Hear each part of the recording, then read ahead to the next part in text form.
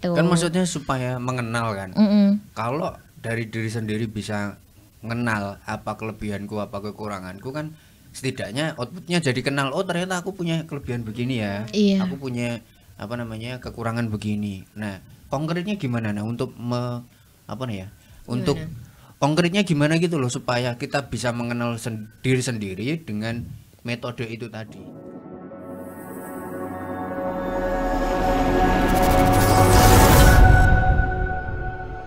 Gimana mulainya? Welcome back. Bingung ya? Heeh. Bingung. Sekarang banyak orang yang bingung kok, Nis. Iya. Mau mulai podcast ini aja kita kebingungan ya. Untung Nisa pakai seragam loh. Coba kalau Nisa nggak pakai seragam, pasti tadi pagi udah gini. Aduh, pakai baju apa ya hari ini? Nah, bener. Berapa baju yang akan kamu beli? Iya. Setiap kali mau pergi, aduh nggak punya baju, pada selemari. Itu memang bingung sekarang ini sesuatu yang sangat gimana ya, membingungkan. Membingungkan. Bingung adalah sebuah keniscayaan deh sekarang ini. Kata Aldi Tahir katanya semua orang akan bingung. Nggak bingung lagi kalau udah meninggal katanya. Ya kan udah bingung kalau di sana. Aduh ini aku di mana kita? Bisa nggak tahu jadi ya. Iya kan. Tapi Surga banyak apa orang yang neraka? bingung. Yang bingung. Gimana nih Bu? Apalagi sekarang nih nih mahasiswa kan semester 3. Bingung nanti mau kerja di mana, magang di mana. Cara ininya menentukan goals hidup itu gimana sih? Aduh berat banget pertanyaan langsung goals hidup. Tahu-tahu baru juga mau mikir kenapa sih orang-orang ini bingung. Tapi gini loh, ketika orang mengkhawatirkan masa depan itu wajar dong. Yeah. Karena kan masa depan itu sesuatu hal yang kita tidak pernah tahu Nah, akan bener. seperti apa. Jadi ya wajar bingung, terus overthinking kalau sekarang istilahnya Iya, tuh. overthinking. Terlalu dipikirin, aduh nanti aku gedenya ngapain ya, aku mau kerja apa ya dan lain sebagainya. Ya itu sebuah kewajaran sih, tetapi kan yang perlu kita pikirkan, apakah dengan kita mikirin banget sampai bingung itu tadi itu bisa merubah Semua situasi masalahnya. yang terjadi gitu loh. Ibaratnya kita mikir deh di ruang sebelah tuh ada komputernya tuh dia ngapain ya? Emang dia berubah komputernya? Enggak kan? Iya bener. Kadang-kadang tuh kebingungan kita itu justru mikirin sesuatu hal yang menurutku tidak akan merubah apapun gitu loh. Ya itu memang fenomenanya sekarang Normal ini. ya berarti. Normal, bingung tuh normal. Tapi normal nggak normalnya itu gimana? Maksudnya kategorinya oh ini masih Bingung yang normal. batas normal. normal. Iya. Bingungku. Gimana nih menurutmu? Kamu sendiri ngerasanya gimana? Mungkin Kamu ngerasa bingung itu di kondisi apa atau terakhir kamu bingung tuh ngapain? kayaknya kalau akhir-akhir ini udah jarang bingung ya. Asik. Karena sebelumnya bingungnya itu karena lebih ke nggak ada kegiatan Pak. Jadi kan banyak celah untuk setan-setan itu masuk. Astagfirullah. Jadi kayak tiba-tiba merenung, kok ini daun ini harus bergerak ya kalau ada angin, lebih ke situ. Mungkin bingungnya itu nanti kalau misalnya aku udah umur 20-an terus belum nemuin Jodoh. kerjaan. Mau Oh, kok kerjaan. jodoh Nah, nanti. kerjaan kan nggak jodoh itu. Iya bener. Terus mikirin jodoh juga sih. Nanti jodohku siapa ya? Apa Mayor Teddy gitu. Nanti anakmu. Mungkin itu masih yang normal karena kan belum yang perlu untuk dipikirkan sekarang. Mungkin itu tahap bingung yang normal. Yang nggak normal itu ketika kita bingung kenapa orang gila itu kehilangan akal. Apa sih bisa? Atau mungkin gini loh dia. Bingung yang sudah melewati tahap itu adalah ketika kebingungan kita membuat kita itu nggak ada semangat mengerjakan sesuatu. Jadi bikin burnout. Nggak produktif Jadi nggak produktif. Jadi cuman berkutat dalam pikiran kita, makin kusut kan. Nggak justru diurai tapi malah makin kusut, jadi nggak produktif. Nah itu menurutku yang udah mengkhawatirkan sih gitu loh. Tapi kalau bingungnya lebih ke, aduh besok ini apa namanya? Mau makan apa Mau ya? makan, ya kalau makan apa sih itu wajar juga ya. Kita Oh, sampai masih- sekarang juga bingung. Cuma maksudnya kayak besok kita ini mau jadi apa ya gitu. Itu ya wajar kan, kekhawatiran untuk masa depan. Tapi kalau sampai yang jadi nggak semangat, jadi Hilang apa arah. depresi, itu yang bahaya. Nisa kan dari manajemen penanggulangan bencana. Itu kan kalau saya memaknainya bencana itu kan banyak banget. Sekali. Dengan kita bingung itu kan bisa jadi bencana buat diri kita sendiri kan. Iya benar. Nah, untuk mengurainya kan kalau dengar-dengar dari dosen menyampaikan itu kan ada apa namanya kapasitas, ada kerentanan dan lain-lainnya. Padahal diri kita kan juga ada dua hal itu. Itu gimana? Maksudnya kayak biar kita nggak bingung juga mengetahui apa namanya gimana sih diri kita itu, kan dari dua itu juga tuh. Kalau Kerentanan. kamu gimana nih? Mungkin lebih ke yang Spesifiknya gimana sih, kerentanan dan kapasitas gitu-gitu gimana? kalau kerentanan itu kan sesuatu yang mungkin berpotensi untuk terkena ancaman gitu ya Bu. Mungkin ancaman sekarang kita bahas kan bingungnya. Mungkin rentannya itu misalnya kita punya waktu luang nih, nggak tahu mau ngapain. Jadi terakhirnya kebingungan itu tuh menyerang waktu luang kita itu. Jadi dengan solusi yang efektif menurut saya sendiri misalkan Pak, itu bisa dengan kita ngikutin organisasi. Jadi waktu luang yang tadinya harusnya kita bingung, jadi sibuk sama kegiatan organisasi. Selain itu juga meningkatkan kapasitas diri kita. Oke. Gitu. Kan maksudnya supaya mengenal kan. Kalau dari diri sendiri bisa mengenal apa kelebihanku, apa kekuranganku, kan setidaknya outputnya jadi kenal. Oh ternyata aku punya kelebihan begini ya. Iya. Aku punya apa namanya kekurangan begini. Nah konkretnya gimana untuk untuk konkretnya gimana gitu loh supaya kita bisa mengenal diri sendiri dengan metode itu tadi. Kalau menurutku tuh semua orang tuh harus bisa mawas diri, Dad. Oke. Dalam artian tuh gini, berhenti sejenak tuh boleh banget kita berhenti sejenak, kita mikir, istilahnya tuh kayak mindfulness gitu loh. Kita tuh sekarang ini jadi apa sih? Kita ini sekarang ngapain sih? Terus kira-kira sepanjang kita hidup ini ada prestasi apa sih yang pernah kita capai? Achievement apa yang kita lalui? Kurangnya di mana, lebihnya di mana? Dengan kita mawas diri kayak gitu sebenarnya kan mulai kelihatan kan. Oh ternyata passion saya tuh di sini loh, oh ternyata kekurangan saya di sini loh, dan lain sebagainya. Jadi ketika setiap orang tuh sudah bisa menilai dirinya sendiri, seharusnya kan kebingungan itu sudah mulai terjawab. Iya terjawab gitu loh. Dan kayaknya tuh menurutku juga sekarang ini fenomenanya bukan lagi hanya bingung soal dirinya itu seperti apa, tapi kadang membingungkan hal-hal yang tidak perlu untuk dibingungkan. Ya.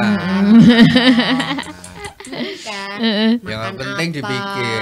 bajunya apa, skincare-nya gimana. Karena dan itu pun sebenarnya juga diperparah karena kita too much information kan, terlalu banyak informasi iya, itu benar. juga. Karena gampang juga ya, maksudnya dapat informasi mudah. Nggak Dan itu juga disaring gitu ya. Iya, jadi proses filterisasi dalam diri ini makin memperparah rasa bingung. Bahkan sekarang ini banyak loh orang-orang itu yang inferiority-nya atau rasa percaya dirinya orang tuh rendah banget. Ya karena tadi ngelihat orang lain mungkin lebih sukses. Oh ternyata dia usaha A, dia bisa sukses. Ya udah deh aku ikut-ikutan A tanpa mikir. Jangan-jangan orang ini dulu pernah ngerasainnya lebih ini. Nah, harusnya kan yang dipikir bagian itunya kan. Jangan nyontoh berhasilnya doang. Nah, strugglingnya gimana iya, orang nah beda-beda. kadang-kadang tuh karena kebingungan terus melihat orang lain sukses terus dia niru-niru aja gitu. Oke, kita spesifik ngomongin masalah bingung ini sekarang ini juga banyak ya. Ide ada tahun ajaran baru, kemudian kan bingung tuh Mau pilih jurusan mana? apa mau ambil apa ya. Kadang-kadang berpikirnya gini dulu, aku pengen masuk Unpad dulu lah. Terserah nanti di Unpad Prodinya ambilnya apa? apa. Iya. Pada akhirnya jadi bingung kemudian dan nggak sesuai juga dengan ininya Yang dia sukai fashionnya. Yang penting saya masuk UNS dulu, masuk UGM dulu gitu. Nah kalau Lisa sama Bu Nana sendiri gimana, maksudnya kita sekarang ini kan representasi dari mungkin 3-5 tahun yang lalu ya. Iya. Maksudnya kayak nggak mungkin ujuk-ujuk bisa masuk ke sini tanpa pasti dipikir juga kan. Bener. Itu gimana kalau apa namanya Nisa sama Bu Nana? Jawab dulu, saya dulu. Balik lagi kalau saya itu guru BK itu mewadahi itu Pak. Jadi Kembali lagi ya, ke guru BK. Namanya siapa sih guru Bu? Mem Indah Permatasari Nasution. Terima kasih Bu Indah. Kenapa? Bu itu Indah Permatasari aja Bu. Ini ada Nasutionnya, ada marganya. Terus. Nah itu tuh dia itu nanya, kita itu ikut tes yang apa sih Bu, yang ada personal stabil, influencer, dominan, yang itu. Apa sih personality? Tes personality dulu. Nah dari hasil itu, nah kamu itu tipikal orang yang, kalau aku stabil, jadi kamu stabil, misalnya kamu ketemu sama orang dominan, kamu itu bisa berbaur, jadi adaptasi kamu itu lebih mudah, kamu bisa bertemu sama orang-orang yang banyak. Terus kamu sukanya di mana, terus ditanyain, kamu tuh kalau mata pelajaran lebih tertarik ke yang bagian hitung-hitungan atau lebih ke yang sosial. Terus saya bilang mungkin ke lebih sosial karena saya tertarik sama karakter seseorang gitu. Oh ya udah boleh nih jurusan psikologi. Tapi waktu itu saya di OSIS bagian perpustakaan kan Bu. Tapi mem saya tuh sukanya di perpustakaan kan mem tahu saya mau kerja di bagian pemerintahan. Ya udah nanti kan bisa masuk ke kearsipan lewat jurusan ilmu perpustakaan. Jadi yang diarahin sebegitu Bu. Sebegitu Bu sama Pak. Ditanyain dulu sukanya di mana, kamu nyamannya di mana, kapasitasnya juga di mana. Jadi itu lewat tes-tes tadi juga ada beberapa tes psikotesnya, tes kepribadiannya. Mungkin itu sih Pak. Kalau aku itu ya namanya manusia itu kan kadang berganti-ganti cita-cita ya. Iya benar. Meskipun berganti-ganti cita-cita, tapi ternyata setelah aku memflashback hidupku ini tuh banyak hal yang kita lakukan hari ini tuh sebenarnya sudah kita cita-citakan zaman dulu gitu loh. Udah lama ya. Udah lama. Jadi apa yang kita lakukan dulu tuh sebenarnya untuk mencapai di titik ini gitu. Dan balik lagi, tadi Nisa bilang bahwa guru BK itu sangat-sangat berpengaruh ya dalam menentukan kira-kira kita mau kuliah di mana sih. Dan waktu aku SMA tuh juga kayak gitu. Jadi guru BK meskipun dari kelas 1 sampai kelas 3 ini kan setiap tahunnya berganti. Tapi mereka ini sangat baik gitu loh, dalam artian kayak oh Nana ini nilainya memang banyaknya yang hitung-hitungan, makanya dulu aku pengen fisika teknik. Nah hitung-hitungan apa ke kedokteran, tapi kan karena biaya ya. Itu kan karena IPA banget. Dulu anak olim dulu tuh. Tetapi ternyata aku tuh juga ada prestasi lain di public speaking gitu-gitu kan, nulis artikel. Ternyata setelah di flashback lagi dari SD, oh ternyata Nana ini kok passionnya di dunia ini ya, public speaking ya. Makanya yang awalnya ilmu komunikasi itu tidak muncul dari perbincangan dari kelas 1 sampai kelas 3, di akhir semester itu guru BK itu bilang, Mbak Nana ini loh prestasinya di lomba storytelling, lomba orasi dan kawan-kawan ini ada, bahkan ada juara artikel juga. Kenapa tidak mencoba ilmu komunikasi? Ternyata aku tidak menyadari bahwa itu adalah salah satu passionku yang sebenarnya udah lama di ini kan. Gak kerasa ya? Gak kerasa, tetapi sebenarnya hidupku itu sudah ke arah sana. Bahkan tadi aku sudah ngomong ke Nisa tahu nggak, waktu aku SD aku tuh gara-gara lihat TV, aku bilang ke orang tuaku, aku besok kalau gede aku pengen jadi juru bicara presiden. Serius, SD tuh ngomong kayak gitu. Cuman ya namanya omongan anak SD ya gitu kan. Cuman ternyata kehidupanku tuh banyak ke arah-arah public speaking, terus politik. Ya walaupun di semester pertama tuh kayak ya ampun belajar politik nih belajar apa ya? Sekarang nggak bisa lepas dari dunia politik. Iya benar. Ya politik kan di mana-mana. Iya benar. Di keluarga tetap ada politik. Iya dong. Kan soal kekuasaan. Kalau kita nggak pintar politik gimana tuh? Kita yang dipolitisasi nanti. Kayak ilmu kehidupan, hampir sama tuh kayak public speaking kan. Public speaking kan juga ilmu kehidupan juga kan. Kita mau komunikasi kan maksudnya. Ntar aku jadi keinget, jangan-jangan orang-orang ini merasa bingung karena nggak ada yang mengingatkan kayak tadi lo guru BK ku yang loh nak kamu tuh ternyata passionmu juga di public speaking. Iya, loh, makanya kayak gitu loh. Bu Indah ini kita harapkan ada di mana-mana Iya, ya kan. guru BK kita ini alhamdulillah ya saya. Iya, kita bersyukur ditempatkan di lingkungan yang baik dan tepat ya Bu. Yang mengenali potensi diri kita. Makanya kan kita harapkan Bu Indah ini ada di semua sekolahan. Tapi kalau misalkan di beliau nggak ada di sekolahan-sekolahan yang lain, apa yang harus kita lakukan? Iya benar. Apa yang harus kita lakukan? Kebingungan. Iya maksudnya dengan nggak ada sosok Bu Indah di tempat-tempat yang lain kan kita bingung nih. Nah padahal kita juga ada keinginan, kita ada harapan, ada target juga ke depannya seperti apa. Nah sebagai pelajar apa yang harus kita lakukan? Apakah ya sudah kita nggak punya sosok Bu Indah ya mau ngapain lagi atau gimana? Mungkin lebih ke yang ya tadi coba-coba dulu kan Bu. Coba di mungkin kegiatan atau mungkin di contoh sederhananya nih di kelas belajar fisika. Terus kan kita bisa lihat dari situ nilai kita, oh ternyata fisikaku rendah tapi IPS tetap belajar sejarah kan Pak. Itu sejarahnya tinggi, oh berarti aku memang lebih ke yang sosialnya. Jadi mengenali dirinya lewat nilai-nilai yang tadi, atau beberapa nilai mengenalin dirinya dari teman. Karena terkadang kita nggak sadar tapi teman sekeliling kita tuh sadar akan potensi kita itu. Berarti harus inisiatif. Iya, inisiatif memang perlu nggak sih? Mencari guru kan itu kayak yang Nisa rasain kan, bu gurunya datang nih mengarahkan nih kamu harus begini, ada tesnya begini-begini. akhirnya kamu cocok di air, kamu cocok di ini, cocok di ini, gitu-gitu kan.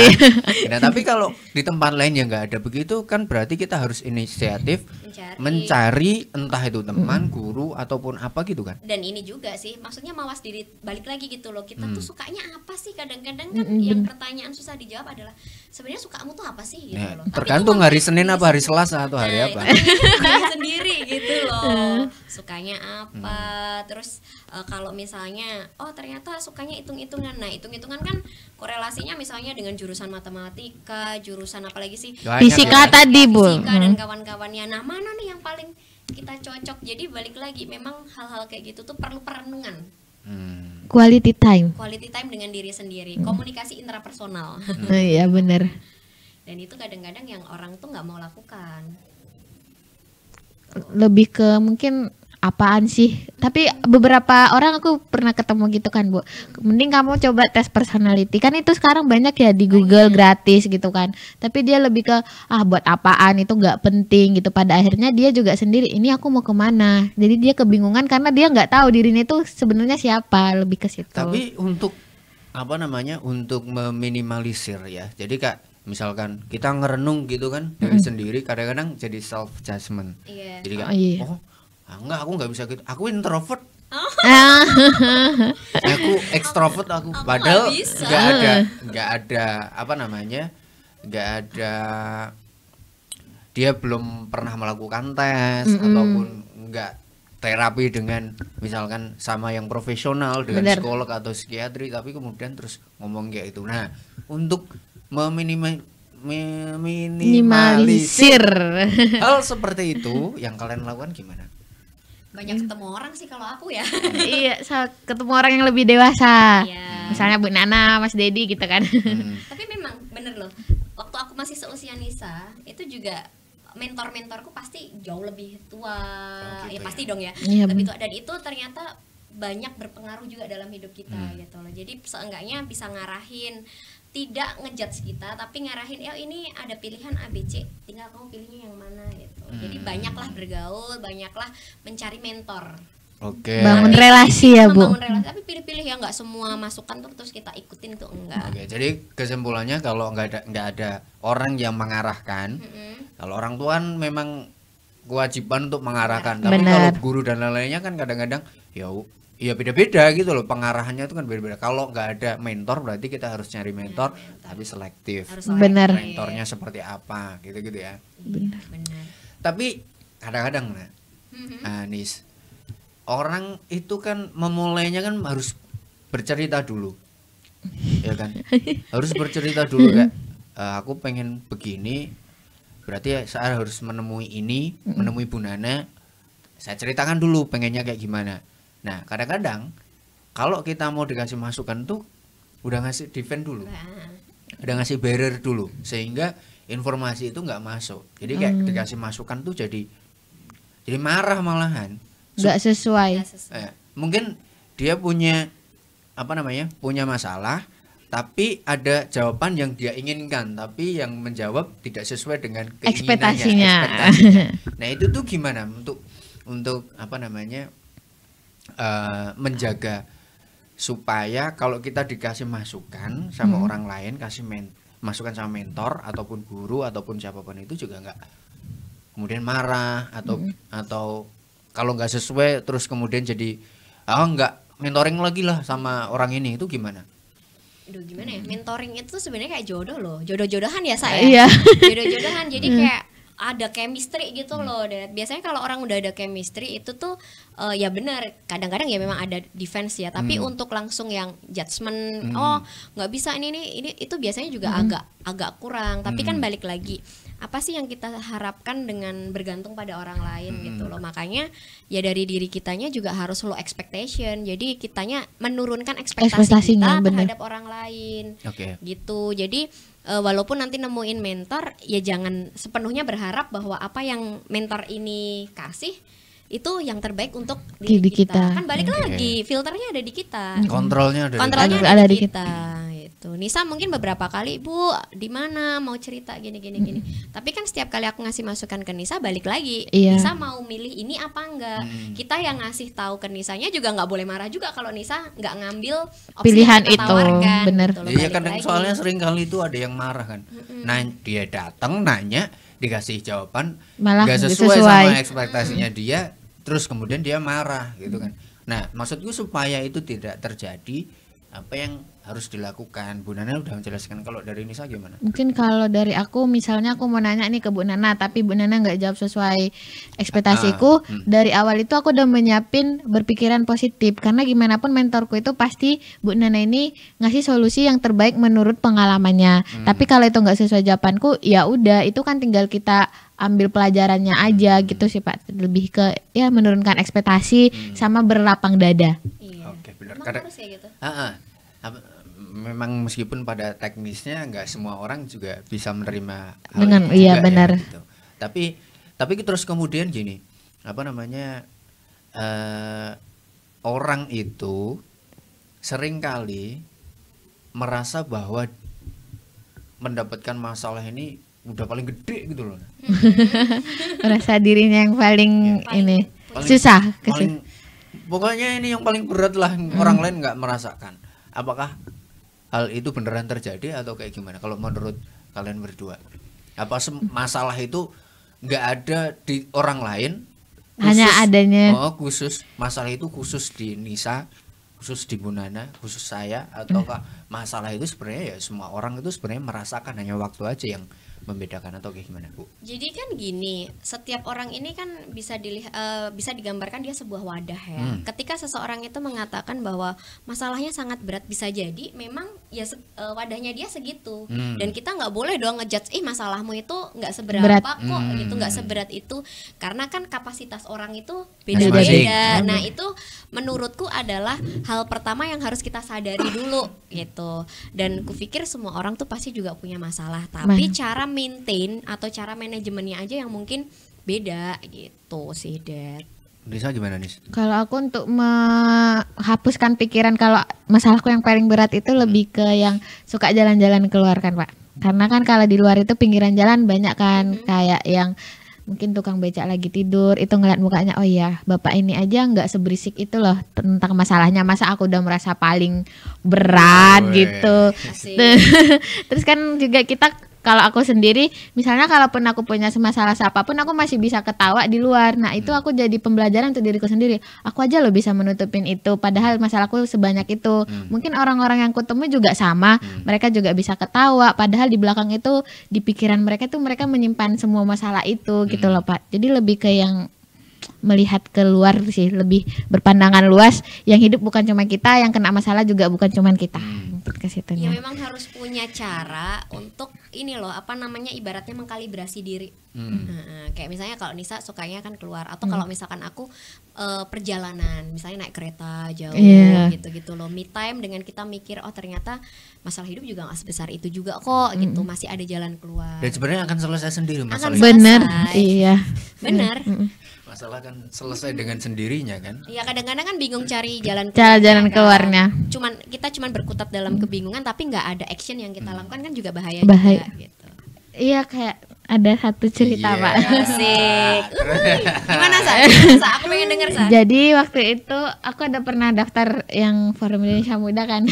Apa? Forum? Forum Indonesia Muda. Terus? Nah itu kan ada biaya registrasi ulang tuh. Nah itu posisinya 400-an lebih, 450.000. Nah di itu tuh aku udah memang nggak punya uang sama sekali, dan posisinya itu lagi berkegiatan di Kebumen. Aduh itu hamin berapa Belum jam? lama dong. Iya, belum lama. Dad, belum lama. Hamin berapa jam? Hamin 3 apa hamin 6 jam gitu lah Pak. Hamin 4 sampai 3 jam. Nah aku udah bingung ini kemana. Kalau aku ngelepasin itu aja itu sia-sia Pak, karena aku udah ngelalui semua tahap-tahapannya kan. Terus tiba-tiba ternyata Bu Nana datang di tempat yang itu. Loh Bu Nana, aku dapat informasi Bu Nana datang ke Bumen ke gitu kan. Terus Bu Nana ngechat aku, Iya. apa ini jawaban dari tangisanku Doa-doamu, kemarin? ya. lebay Anda. Tapi iya aku mikir gitu. Terus tiba abis selesai acara ke panggung kan Bu, ke belakang panggung terus nemuin Bu Nana cerita nangis. Oh, itu. yang itu. Iya, yang nangis itu ya itu Mbak. Itu hamin 4 jam itu. Itu karena udah jam 11 ya Bu? Apa jam 10 ya? Hamin 2 jam. Hamin 2 jam. Terus udah nggak apa-apa Sa, ini loh aku ada kata Bu Nana gitu. Makasih ya Bu. Terus gimana kelanjutannya? Pertanggungjawabanmu gimana? Nah pertanggungjawabannya gimana Bu? Loh, aku waktu itu minta aku ke Nisa apa sih, Sa? Minta aku untuk lebih baik lagi. Enggak, maksudnya kelanjutan forum itu tuh gimana? Nah abis itu kan udah registrasi ulang 2 minggu setelah itu tuh ke Jakarta. Itu 3 hari 2 malam itu asrama di sana Pak. Ada pelatihan, semacam pelatihan untuk pelatihan leadership, lebih tepatnya pelatihan leadership. Abis dari situ itu kita itu ada film regional. Nah sekarang ada alumninya. Nah itu harusnya buat program. Nah programnya ini tuh masih disusun sama aku dan teman-teman yang lain. Baru nanti disosialisasikan ke yang lainnya. Iya, karena aku ngelihat Nisa ini semacam merefleksi sih, Dad. Kayak punya keinginan tinggi dan secara kapasitas. Tapi orangnya pendek. Ya sama kan? Sama kan? Bener. Sama kan? Makanya aku bilang ini kayak merefleksi. Kita kayak ada cermin gitu.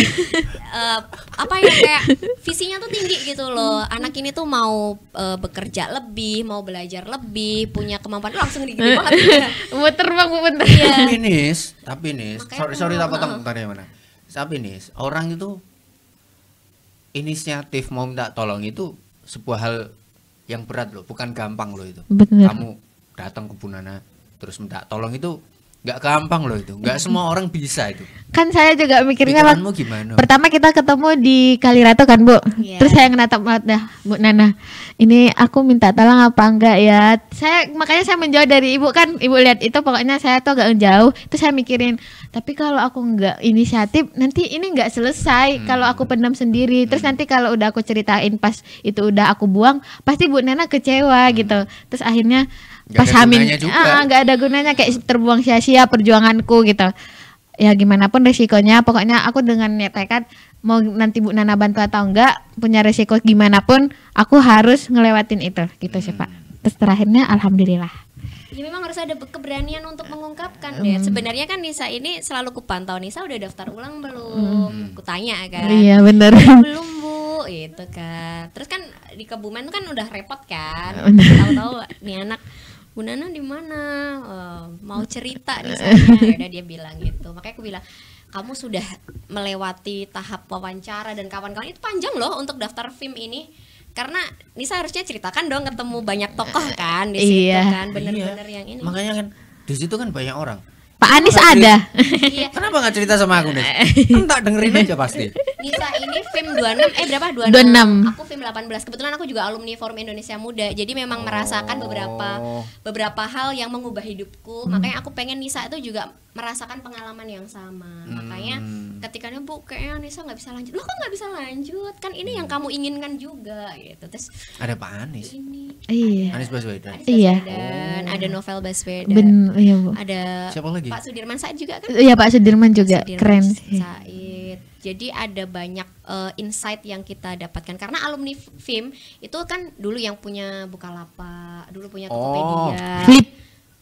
Oh ya sekarang Flip. Jadi banyak tuh alumni film itu yang memang jadi social entrepreneur, banyak banget lah pokoknya. Jadi memang apa namanya coachnya juga dari profesional Iya. leadership juga dia Betul. seorang leader gitu loh. Leader memang benar-benar sudah Gitar pernah memimpin negeri atau apapun itulah. Praktis dia Iya. maksudnya bukan yang sekedar sembarang omong-omong gitu Dan loh. Bener. keluargaan di film itu ini bener-bener dapat bahkan Nisa ini kan pas mau berangkat masih ada satu kendala lagi kan. Iya benar Bu. Apa? Transportasi. Nggak punya sendal. Oh. Masa sendal Pak. Transportasi. Jadi KIP-nya memang belum turun kan. Tapi dia kan nggak enak karena ya gimana, tapi dia kodenya gini, tapi saya selalu percaya sama Tuhan, nanti pasti ada kebaikan kayak Bu Nana.